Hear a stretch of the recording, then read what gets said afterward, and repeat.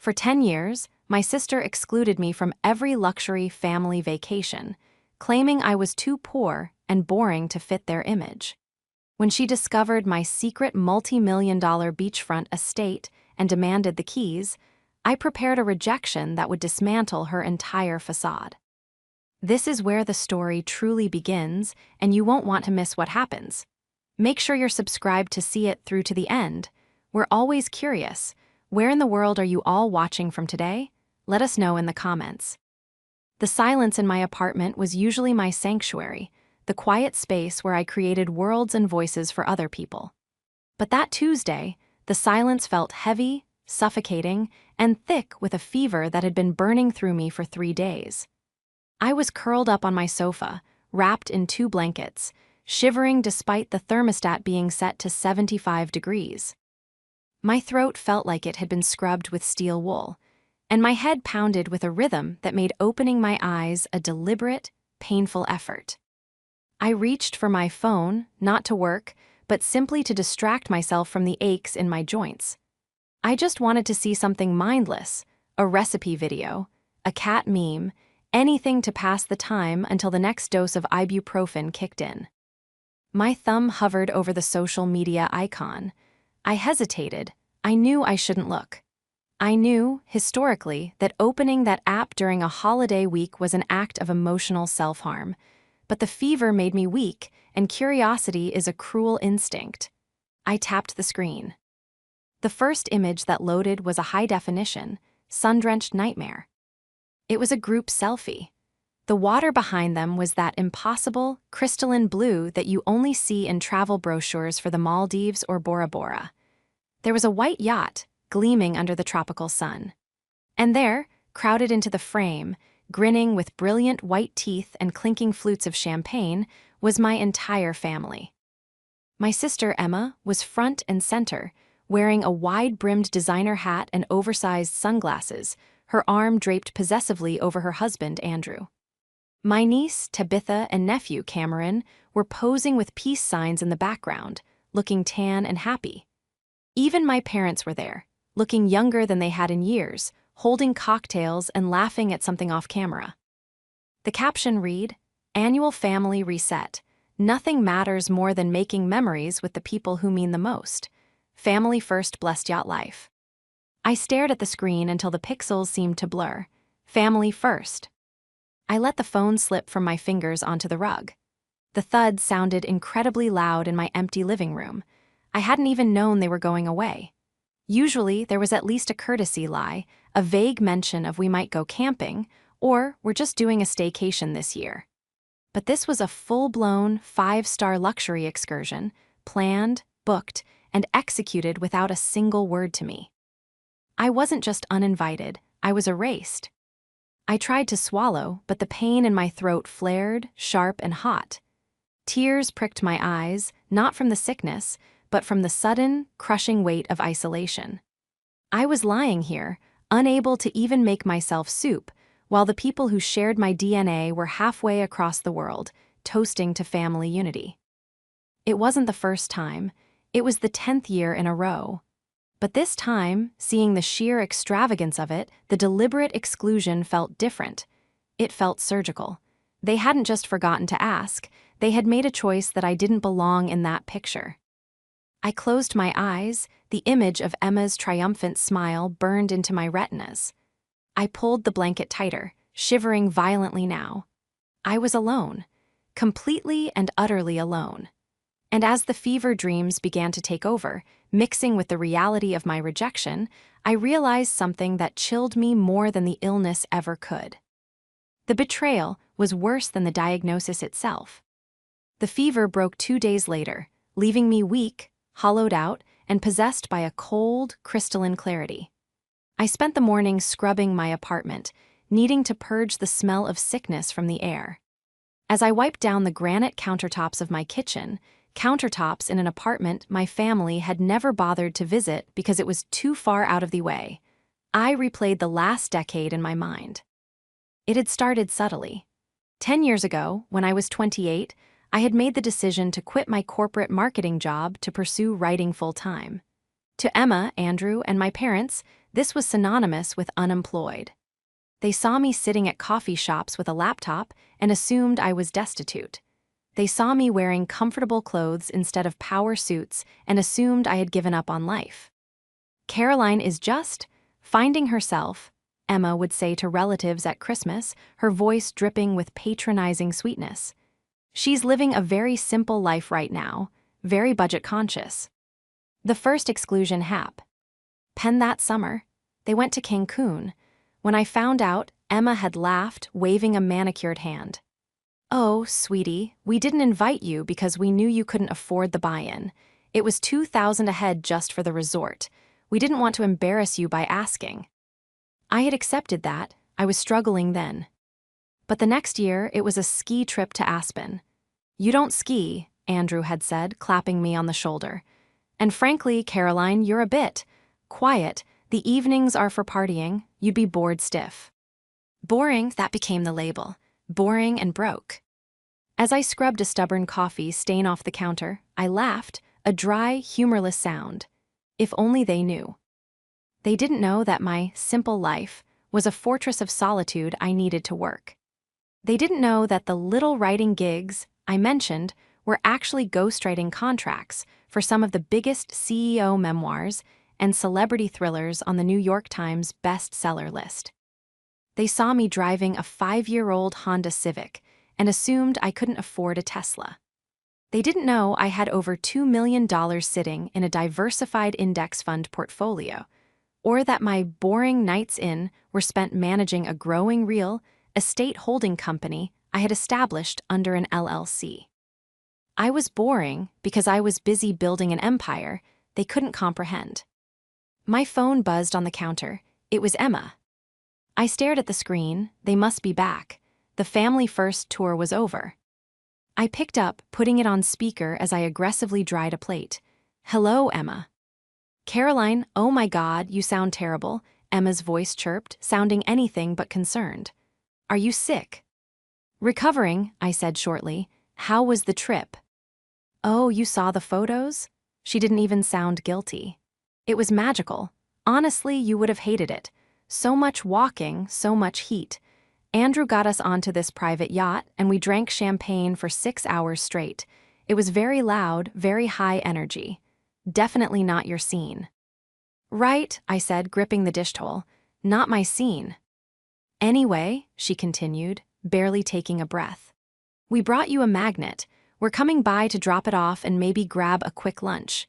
Tabitha wants to go to that expensive bistro near your place, but I told her Aunt Caroline probably wants to go somewhere more affordable, so maybe that diner you like. The condescension dripped from the speaker like sludge. A magnet. They went to the Mediterranean and brought me a magnet. I'm busy today, Emma, I lied.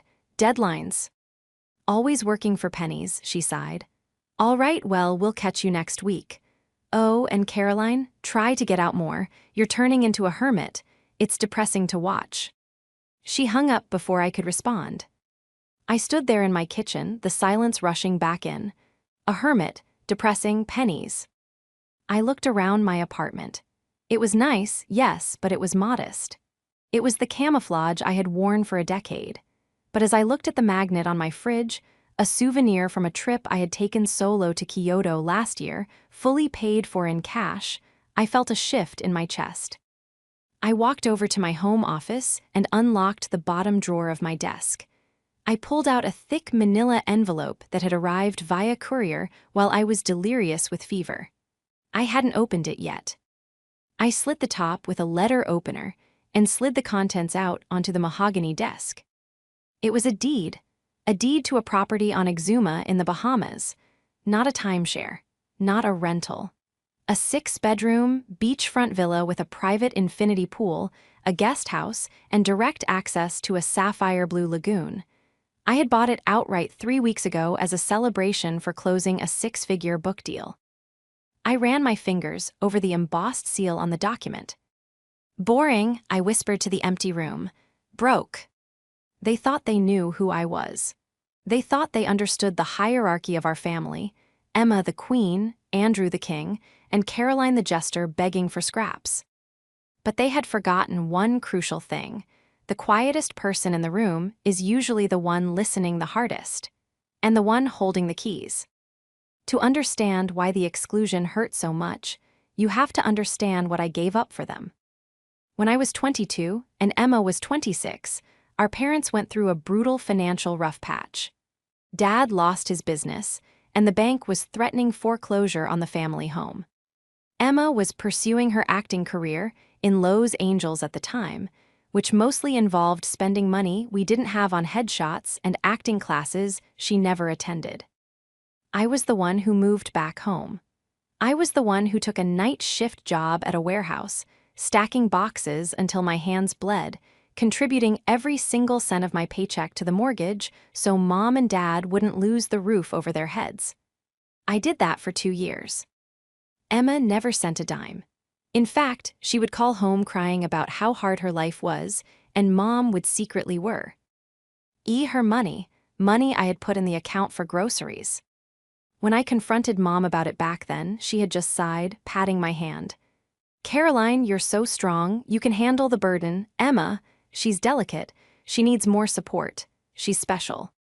Special, that was the word that defined our lives. Emma was special, I was strong. Emma was the protagonist, I was the supporting crew. Now, at 42, Emma had rebranded herself. She was no longer an aspiring actress. She was a lifestyle consultant and social media personality. She didn't actually do anything tangible. Her job consisted of curating an image of effortless wealth. She posted reviews of high-end spas, which she usually pestered for free entry, offered vague advice about manifesting abundance, and wore clothes that cost more than my first car. Andrew, her husband, was the perfect accessory. He was a mid-level manager at a logistics firm, but to hear Emma tell it, he was a titan of industry. They lived in a house that was too big for them, drove leased luxury SUVs, and carried credit card debt that would make a banker weep. But they looked the part, and in my family, the appearance of success was far more important than the reality of solvency. A week after the family first trip, I was finally feeling well enough to attend the mandatory post-vacation dinner at my parents' house. I walked in, bracing myself. The living room was a shrine to their trip. They had already framed photos and placed them on the mantle. Tabitha, my 20-year-old niece who was studying fashion marketing, mostly shopping, was scrolling through her phone on the sofa. Cameron, my 18-year-old nephew, was playing video games with the volume turned up to an ear-splitting level. "There she is," Emma cried out from the kitchen, holding a glass of Chardonnay. She looked tan, glowing, and expensive. She floated over to me and gave me a delicate air kiss near my cheek, careful not to smudge her makeup. "You look better, a little pale maybe." "I'm fine, Emma," I said, placing a bottle of wine on the table. It was a vintage Bordeaux, worth about $300, but I knew they wouldn't know the difference. They de-drink it and assume it was a $20 grocery store pick. "So," Andrew boomed, walking in from the patio. He was a large man who took up too much space, always loud, always asserting dominance. "Did you see the pictures? The yacht was incredible. Captain said it was the same model that DiCaprio rents." "It looked lovely," I said, keeping my voice neutral. "It was expensive," Andrew said, winking. "But hey, you can't put a price on family experiences. You gotta live a little, Caroline, hoarding your pennies in that little apartment. What's the point?" "I'm happy with my life, Andrew," I said, pouring myself a glass of water. "Are you, though?" Emma leaned against the counter, her eyes narrowing slightly. She had a predator's instinct for weakness, and she was scanning me. "Tabitha mentioned she saw you at the airport 3 weeks ago, before you got sick." I froze. I hadn't seen Tabitha. I was dropping off a friend. I lied quickly. "Really?" Emma took a sip of wine, her eyes never leaving my face. "Because Tabitha said you were in the international departures line, and you had that Louis Vuitton carry-on. The one you told me was a knockoff." My heart hammered against my ribs. I had been flying to Nassau to sign the closing papers on the villa. I had hoped I was invisible. "It is a knockoff," I said, forcing a laugh. "A very good one, and I was just seeing someone off, a client." A client? Emma raised an eyebrow. Since when do ghostwriters have clients who fly international first class? You usually write for what bloggers? Something like that, I murmured. Emma pushed off the counter and walked closer to me. She smelled of expensive perfume and condescension. You know, Caroline, if you are struggling, you can tell us. We can help. I have some old clothes I was going to donate. Designer labels. Maybe wearing something nice would help you attract better opportunities. She reached out and flicked the collar of my simple black blouse. This fabric is so stiff. Is it polyester? The insult was precise. It was designed to put me back in my box, the poor sister, the charity case. I looked at her, really looked at her. I saw the tightness around her eyes that hinted at stress. I saw the way Andrew checked his phone constantly, likely dodging work emails or debt collectors. I saw the frantic energy beneath their glamour. They were drowning in their own image. And here I was, the lifeline they didn't even know existed. It's silk, actually, I said softly, brushing her hand away. And I don't need your clothes, Emma, but thank you. Emma recoiled slightly, surprised by the flash of spine. Her eyes narrowed further. She sensed something. She sensed that the dynamic was shifting, even if she could. "Ent name why?" "Well," she said, her voice turning icy. "Suit yourself. I just hate seeing you live like this while we're out enjoying the best the world has to offer. It's embarrassing for us, you know, having a sister who just exists." She turned her back on me and walked into the dining room. "Dinner's ready. Come on, everyone. Let's tell Caroline about the caviar tasting." I stood in the kitchen for a moment longer, staring at her retreating back. The anger that had been simmering for a decade began to boil, but it wasn't a chaotic, hot anger anymore. It was cold. It was calculating. She wanted interesting. She wanted the best the world had to offer. I touched the pocket of my jeans, where the digital key card to the villa was hidden in my wallet. Be careful what you wish for, Emma, I thought. You might just get a front row seat. The drive home from my parents' house was silent, but my mind was loud. The way Andrew had checked his phone, nervously, obsessively, shielding the screen, and the tightness around Emma's eyes despite her Botox didn't sit right with me. I make my living writing thrillers and analyzing human behavior. I know the difference between the relaxed posture of the wealthy and the rigid tension of the indebted. When I walked into my apartment, I didn't go to bed. I went straight to my office, brewed a pot of strong black coffee, and sat down at my 3-monitor setup. "Let's see just how magical your life really is, Emma," I whispered. I started with the basics. Public records are a beautiful thing if you know where to look, and as a ghostwriter who often has to fact-check the tall tales of businessmen, I knew exactly where to look. I logged into the county clerk's database. I searched for Andrew and Emma's names. The screen populated with a list of hits that made my eyebrows shoot up. Leon, notice of default. Their mansion, the 5-bedroom colonial in the gated community that Emma posted about daily, was in pre-foreclosure. They hadn't paid their property taxes in 2 years. There was a second mortgage taken out 18 months ago, and a third lien from a contractor who had apparently never been paid for the pool installation. I leaned back, taking a sip of coffee. The family first yacht trip wasn't a celebration of abundance. It was a distraction.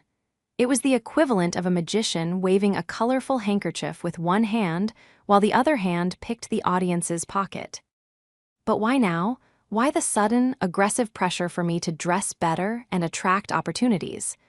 Usually, when Emma felt superior, she ignored me. When she started nitpicking my finances, it meant she was projecting. I dug deeper. I pulled up Emma's business filings. Her LLC, Lux Life Consulting, had been dissolved by the state 4 months ago for failure to file an annual report. Yet her Instagram was active, promoting an upcoming, exclusive summer mastermind for aspiring influencers. I clicked on the link in her bio. It led to a glitzy landing page. Join Emma for the ultimate glow-up retreat. 7 days of luxury, coaching, and content creation in a secret tropical paradise. Tickets, $5,000 per person, only 10 spots available. The background image of the website was a generic stock photo of a beach, but the description promised private villa accommodation, chef-prepared meals, and oceanfront workshops. I frowned. Where was she planning to host this? If they were broke enough to be dodging tax collectors, they certainly couldn't afford to rent a venue that matched that description. A venue like that would cost tens of thousands of dollars up front. And then, the pieces clicked into place. The realization hit me with the force of a physical blow. Tabitha had seen me at the airport. Tabitha knew I had a high-end carry-on. Tabitha had likely overheard me on the phone or seen something on my laptop screen during one of their unannounced drop-ins over the last few months. They didn't know I owned a villa yet, but they suspected I had access to something. Maybe they thought I was house-sitting for a rich client. Maybe they thought I was a personal assistant to a billionaire. I decided to test the waters. I needed to know exactly how much they knew, and I needed to draw them out before they could blindside me. I opened my personal Instagram account. I had blocked Emma and Andrew years ago, but I hadn't blocked the kids. I knew Tabitha followed me, likely just to mock my boring posts about books and tea to her friends. I opened my photo gallery and selected a picture I had taken 3 weeks ago from the terrace of my villa. It showed the infinity pool blending seamlessly into the turquoise Bahamian horizon, with a glass of iced tea resting on the stone railing. No location tag. No hashtags. I typed a simple caption, "Finally home, the quiet is worth every penny." I hit post. Then, I sat back and watched the digital clock on my monitor. It took exactly 12 minutes. My phone lit up. It wasn't Tabitha, it was Emma. She must have been watching Tabitha's phone, or Tabitha had run to show her immediately. I let it ring 3 times, composing myself, channeling the icy demeanor of the protagonists I wrote about. Then, I swiped answer. "Hello." "Caroline." Emma's voice was high-pitched, breathless. It was the tone she used when she wanted something, fake warmth layered over manic intensity. "What are you doing? Where are you?" "I'm at home, Emma. Why?" "Tabitha just showed me your post," she said, letting out a forced laugh. "That picture, it looks incredible. Where on earth was that taken? Did you find a screensaver you liked?" The insult was reflexive for her. She couldn't help it. "It's not a screensaver," I said calmly. "It's a photo from my trip." "Your trip?" The line went silent for a second. "But you said you were just dropping off a client. You said you were working." "I was," I said. "I work from anywhere. That's the beauty of being a writer." "Okay, but where is it?" Her voice hardened. "That view, that looks like the Exumas, or maybe Turks and Caicos. Who are you staying with? Is it a boyfriend? A rich boyfriend?" "It's my house, Emma," I said. The silence that followed was heavy, absolute, and satisfying. I could hear her breathing on the other end. "I'm sorry," she finally sputtered, her voice dropping an octave. "Did you say, your house?" "Yes, I bought it last month, paid in full." "You bought it?" She let out a sharp, incredulous cackle. "Caroline, stop it. You drive a Honda. You shop at Target. You expect me to believe you bought a beachfront villa? What, did you win the lottery and not tell us?" "I earned it," I said, my voice steady. 10 years of saving, investing, and best-selling novels under a pseudonym pay better than you think." "Best-selling?" she trailed off. I could hear the gears grinding in her head. She was recalibrating her entire reality. The sister she had mocked, the boring failure, was sitting on a gold mine. Then the pivot happened. It was instantaneous. "Oh my God," she screamed, the fake joy exploding through the speaker.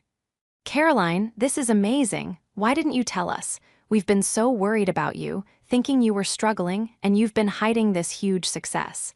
Mom and Dad are going to be so proud." "I didn't tell you because I value my privacy," I said. "Privacy, SHM privacy," Emma dismissed me. "This is huge, and talk about perfect timing. Andrew and I were just saying we needed a real vacation this summer, something private, away from the crowds. The yacht was nice, but it was so commercial. We need to reconnect. She didn't even ask, she just assumed. We can come in July, she continued, planning out loud. The kids are off school. I can probably get cheap flights if I book now. Does the house have a staff, or should we bring? No, I cut in. No, what? No, you aren't coming in July. What? She sounded genuinely confused. Don't be silly. Of course we are. We're family. We celebrate success together. Plus, you owe us. We've been trying to include you for years, and now you can finally host. It'll be our little housewarming party. You excluded me for 10 years, Emma, I said, my grip on the phone tightening. You told me I was too poor. You told me I was too boring. You told Andrew I would embarrass you in Aspen. That was just teasing, she cried. Families tease, you're being sensitive. I'm being selective, I corrected. You can't stay at the villa. Why not? She demanded, the sweetness evaporating instantly, replaced by the entitlement I knew so well. Is it rented out? Cancel the booking. Family comes first. It's not rented out, I said, leaning into the microphone, making sure every syllable was crisp. It's just that I have a strict policy for guests. What policy? The villa is only for people who are interesting enough, I said. And frankly, Emma, your version of interesting, drinking overpriced champagne and pretending to be rich, is incredibly boring to me. Sorry. I hung up. I stared at the phone. My heart was racing, not with fear but with adrenaline. I had done it. I had finally said the words. But I knew it wasn't over. A narcissist denied is a dangerous thing, and I had just denied her the ultimate supply. The fallout was immediate and nuclear. Within 20 minutes, my phone was blowing up with texts from my mother. Caroline, answer your phone. Your sister is crying hysterically.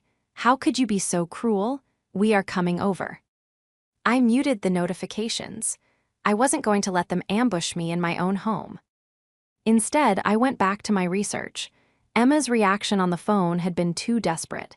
Yes, she was entitled, but the speed at which she tried to claim the dates, we can come in July, felt specific. I pulled up the Lux Life retreat website again. I scrolled down to the itinerary section. Dates, July 15th, July 22nd. Location, the Sapphire Cove Estate. My blood ran cold. Sapphire Cove was the name of the development where my villa was located. It wasn't a huge development, only 6 luxury homes on a private strip of beach. I clicked on the accommodations tab. There, staring back at me, were stolen photos. Not from my Instagram, but from the real estate listing I had purchased the house from. There was my living room. There was my pool. There was my master bedroom. She wasn't just planning a family vacation. She had sold my house. She had sold tickets to a retreat at a property she didn't own, didn't have permission to use, and hadn't even told the owner about until 5 minutes ago. She must have found the listing weeks ago, realized it was the perfect venue, and assumed she could bully or guilt trip whoever owned it, or maybe she just hoped she could rent it. But when she realized I owned it, she thought she had hit the jackpot. She thought I would be a pushover. She thought she could steamroll me, host her retreat, pocket the $50,000 from the ticket sales, and use that money to pay off the liens on her own house. It was a Ponzi scheme built on family guilt. I took screenshots of everything. The website, the dates, the photos, the pricing. I downloaded the page source code to prove the date it was created. I built a digital dossier of her fraud. The next morning, I drove to my parents' house. I knew Emma would be there. She always ran to Mommy when she broke something. When I walked in, the atmosphere was funereal. My mother was sitting at the kitchen table, wringing her hands. My father was pacing. Emma was slumped on the sofa, eyes red and puffy, clutching a tissue. Andrew was standing behind her, looking like a bodyguard for a tragedy. You have a lot of nerve coming here, Andrew spat as I entered. We need to talk, Mom said, her voice trembling. Caroline, sit down. Your sister is in a terrible state. I'm fine standing, I said, clutching my folder. How could you? Emma wailed, looking up at me with tear-filled eyes. I told everyone about your house. I told them my successful sister was finally inviting us. And then you humiliated me. You called me boring after everything I've done for you. What have you done for me, Emma? I asked calmly. Besides spend Mom and Dad's retirement money. That's enough, Dad barked. Caroline, money changes people, but I didn't think it would turn you into this.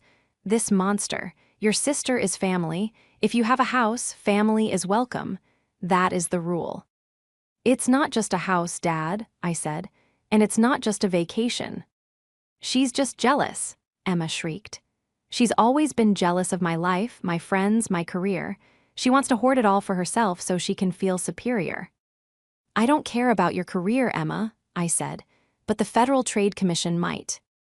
I threw the folder onto the coffee table. It landed with a heavy slap. What is this? Andrew asked, stepping forward. Open it, I challenged. Andrew flipped the folder open. He stared at the printout of the Lux Life Retreat website. His face went pale. You sold tickets, I said, looking directly at Emma. 10 tickets at $5,000 a head. You promised them a stay at the Sapphire Cove estate. My estate. Emma froze. The tears stopped instantly. The panic set in. You don't have a venue, I continued. You collected $50,000 from strangers, probably non-refundable, right? And you have nowhere to put them. You were banking on me being the nice, quiet sister who would just roll over and let you take over my house for a week so you could play guru. Mom stood up, walking over to the table to look at the papers. Emma, is this true? Did you take money from people? I was going to pay her, Emma lied, standing up fast. I was going to give Caroline a cut. It was a business proposition. You asked to stay for free, I reminded her. You said it was a family vacation. It's the same thing, Emma yelled, her mask slipping completely. Who cares? You have the house. It's empty. Why do you have to be such a bitch about it? I have people coming in 3 weeks. If I cancel, I lose everything. You've already lost everything, Emma, I said coldly. I saw the tax liens. I saw the pre-foreclosure notice on your house. You're broke. You're drowning. And you tried to use me as a life raft without even having the decency to ask for permission. The room went silent. The air was sucked out of the space. My parents looked from me to Emma, their faces a mask of shock. They had no idea. They bought the lie just as much as Instagram did. Tax liens, Dad whispered. Emma. Emma looked trapped. She looked at Andrew, who was studying his shoes. She looked at me, her eyes filled with pure, unadulterated hatred. You ruined everything, she hissed. No, I said, turning to the door. I just turned on the lights. The silence that followed my revelation about the tax liens and the fraud didn't last. It was merely the intake of breath before the scream. But the true explosion didn't happen that night at my parents' house. That night was just the tremor. The earthquake hit 3 days later, 48 hours before Emma's guests were scheduled to land in Exuma. My phone rang at 7:00 a.m. on a Saturday. It was my father. His voice sounded older than I had ever heard it, brittle and thin, like dried parchment. Caroline, he said, please, come over. We're having a mediation. Andrew is here, Emma is here. We need to settle this before people start boarding planes. There is nothing to settle, Dad, I said, pouring coffee into a travel mug. I'm not opening my house to strangers. Just come, he begged. Please, for me. She's threatening to do something drastic. I went, not for Emma, but because I knew this needed a period, not an ellipsis. I needed to close the book. When I arrived, the scene was almost theatrical. My parents were seated on the love seat, looking like they were at a wake. Emma was pacing the length of the living room, her hair messy, wearing sweatpants, a rare sight. Andrew was sitting at the dining table, his head in his hands, a pile of documents in front of him.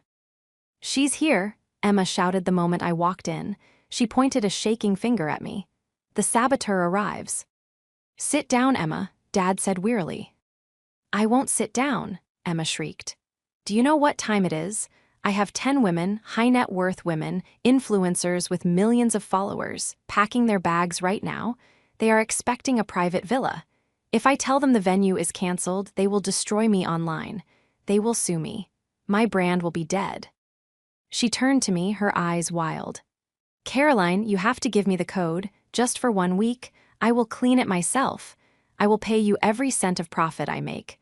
Please, don't ruin my life just to prove a point. I remained standing near the doorway, keeping my distance.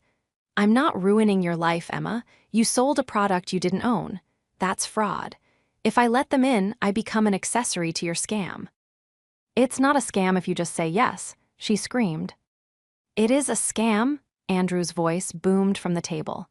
It was the first time I had heard him raise his voice at her in 10 years. Usually, he was her echo. Today, he sounded like her judge. We all turned to look at him. He stood up, clutching a stack of papers. His face was gray, covered in a sheen of sweat. Andrew, Emma faltered, whose side are you on? I'm on the side of not going to prison, Emma, Andrew said, throwing the papers onto the coffee table. They scattered across the glass surface, credit card statements, bank letters, final notices. I looked at the accounts last night, Andrew said, looking at my parents. Really looked at them. Since Caroline exposed the house situation, I started digging. He pointed a trembling finger at Emma. She didn't just spend the money from the ticket sales. That $50,000, it's gone. She spent it on a branding refresh, new wardrobe for the trip, and a deposit on a rental car we don't need. I had to look the part, Emma defended weakly. And that's not all, Andrew continued, his voice breaking. He turned to my mother. Barbara, did you authorize a transfer of $15,000 from your joint savings account last month? My mother gasped, her hand flying to her mouth. What? No, that account is that's for emergencies. Well, it's gone, Andrew said flatly. Emma forged your signature on a transfer request. She told the bank it was for medical expenses. She used it to pay off the minimum balance on her Neiman Marcus card so it wouldn't get declined during the trip. The room went dead silent. The air pressure seemed to drop. Stealing from a generic family pot was one thing. Forging a signature to drain elderly parents' savings was a felony. Emma, my dad stood up slowly, his knees popping. He looked at his favorite daughter, the special one, with a look of horror I will never forget. Did you steal from us? Emma's face crumpled. She looked like a cornered animal. I didn't steal, I borrowed it. I was going to pay it back with the retreat money. Caroline is the one making this a problem. If she just lets me host the retreat, I can pay everyone back. It's her fault. She lunged toward me, grabbing my arm with a desperate, claw-like grip. Give me the keys, you selfish, boring, jealous little spinster. Give me the keys and fix this. I didn't flinch, I didn't pull away. I looked down at her hand on my arm, then up into her tear-streaked, manic face. I am not the one who needs to fix this, I said, my voice calm, cold, and final. And I am not boring, Emma. I am solvent. And right now, I am the only person in this room who isn't drowning. I gently, but firmly, peeled her fingers off my arm. I spoke to the authority. This morning, I revealed, dropping the final anchor. Emma froze. What? I called the fraud division, I lied partially. I had spoken to a lawyer who advised me to document everything, but the threat was necessary to break the delusion. And I contacted the hosting platform you used for the tickets. I reported the listing as fraudulent. They are issuing refunds to your guests as we speak. The retreat is canceled, Emma. It's over. You told them, she whispered. I saved them, I corrected, and I saved myself. Emma stared at me for a heartbeat, waiting for the punchline, waiting for me to say it was a joke. When she realized I was serious, that the money was gone, the guests were refunded, which meant the platform would be coming after her for the funds she had already spent, and her husband and parents knew everything, she collapsed. She didn't faint elegantly like in the movies.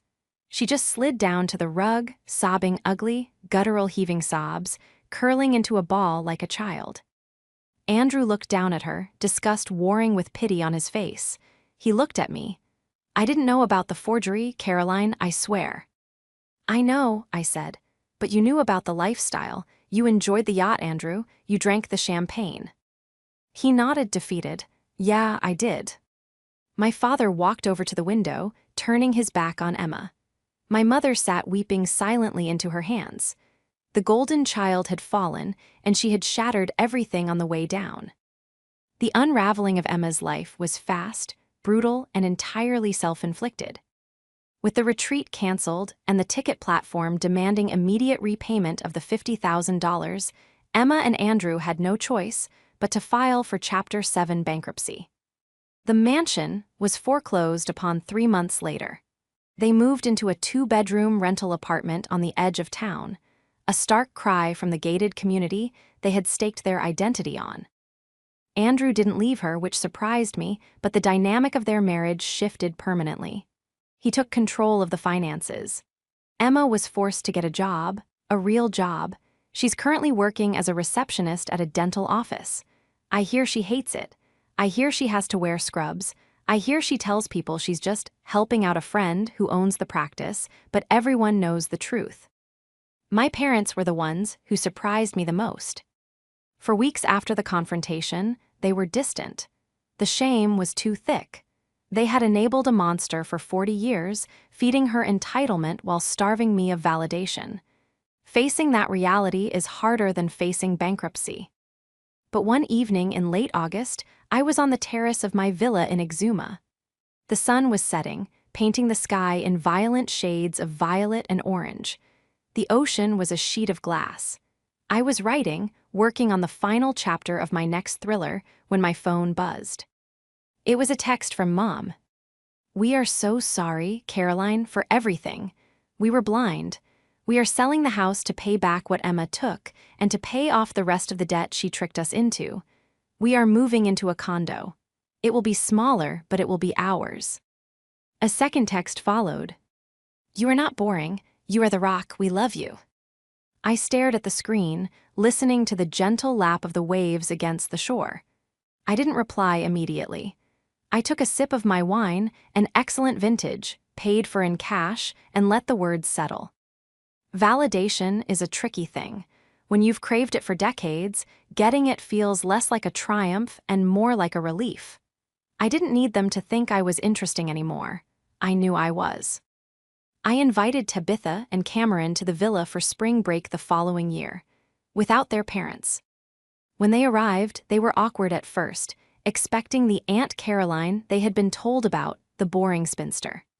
But after a week of snorkeling in the private reef, cooking fresh lobster in the outdoor kitchen, and talking, really talking about their futures, I saw them change. Mom always said you were just lucky, Tabitha said one night, sitting by the fire pit. She said you hoarded money. I don't hoard money, I told her, poking the fire. I respect it, and I respect myself too much to pretend to be something I'm not. Tabitha looked at the villa, then back at me. I don't want to be an influencer anymore. It seems exhausting. It is, I smiled. Be something real. It pays better in the long run. The final blow to Emma's ego came not from me, but from the industry she tried so hard to infiltrate. A few months ago, I released my new book. It was a departure from my usual thrillers, a semi-autobiographical fiction about a family torn apart by a narcissistic sibling and the quiet sister who rises above it. It was dedicated to the boring ones. It hit #1 on the New York Times list. Emma called me the day the list came out. I let it go to voicemail. She left a message, her voice sickly sweet, asking if I needed a publicist or a manager to handle my newfound fame. I didn't call her back. I deleted the message, packed my laptop, and walked down to the beach. The water was warm, the sun was bright, and my life was exactly as I had designed it. Private, peaceful, and fully paid for. They had spent 10 years calling me boring. I suppose they were right. Peace is boring to people who thrive on chaos. Solvency is boring to people addicted to debt. Integrity is boring to people who live lies. And honestly, I wouldn't have it any other way.